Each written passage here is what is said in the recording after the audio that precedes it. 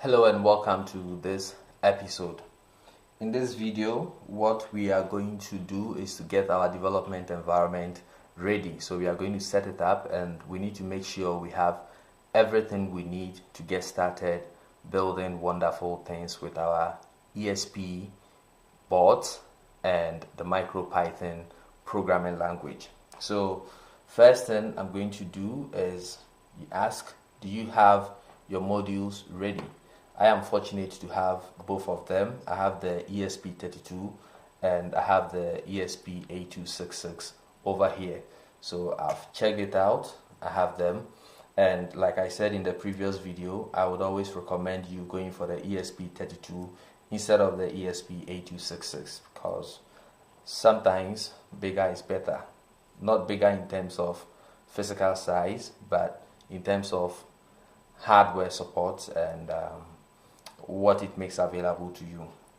The second thing we need is a USB cable, and this is also one advantage of having the breakout board instead of buying just the chipset.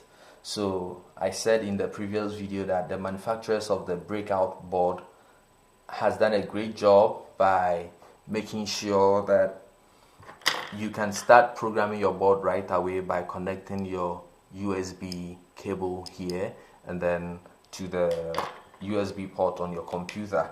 So this is the type of cable that you need, okay? This side, the bigger side, goes to the computer and this one goes to the board that you want to program. So I'm going to check that also off. We have it. And as you can see on the screen, I've opened my terminal and we need to have Python 3 or 2.7 on the computer to be able to create the environment that we need. I said in the earlier video that these boards come already prepared for programming with Arduino, okay? If you want to program these boards using MicroPython, then we have to bend the MicroPython onto it, okay? We have to bend the MicroPython firmware onto it.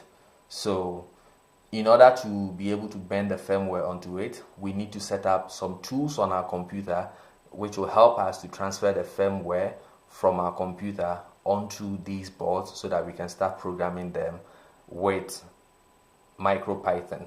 And that is the reason why we need Python on the computer. So one way to check is I'm going to type Python, and I have Python 3.7 already available on my computer. If you don't have it, then you need to install it before you can continue.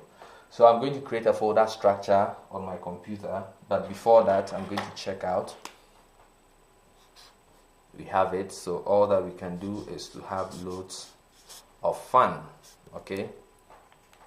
So I'm going to create a folder structure on my computer. You don't necessarily have to repeat the same thing. It's just how I like to organize things. So I'm going to change into a folder I have called development. And inside here, I'm going to create a folder called IoT. Let me just call it ESP32. Or ESP, yeah. So I have a folder called ESP. And I will change into my ESP folder. So as you can see, there is nothing in my ESP folder. The first thing I'm going to do is to create a virtual environment in Python.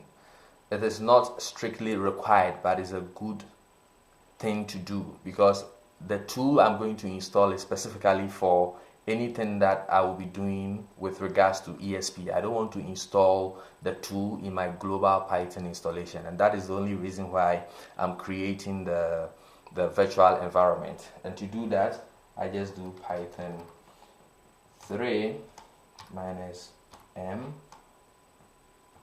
venv, and then I'll call it env. So what this command does is going to invoke the virtual environment module of Python to create a separate Python for me. Like this Python is just going to be used for just this project. So any libraries and tools I install are only going to be available in this virtual environment, and I've called it env.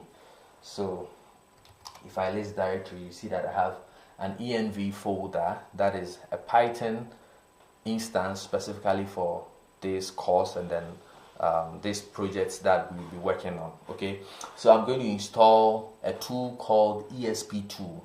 An ESP tool is what we need to be able to bend the MicroPython firmware onto our boards here. Now, before I can do that, I need to activate the virtual environment I have created. And to do that, I do source env bin activate. So now you can see that my prompt has changed and then it's showing env right here. And what I'm going to do now is to say pip install ESP2. So this is going to download the ESP tool from the internet and is going to make it available in my virtual environment. So this is all we have to do for now to get the tool we need to transfer the firmware from our computer onto the boards. Okay, so thank you for watching. In the next video, I'm going to show you how to download the MicroPython firmware for the respective boards here for ESP8266, ESP32, and then I'll show you the commands you need to execute to be able to bend the firmware onto these hardwares so that you'll be able to take advantage of controlling your GPIOs and all the features that are available on the board using MicroPython. So thank you once again for watching, and I will see you in the next video.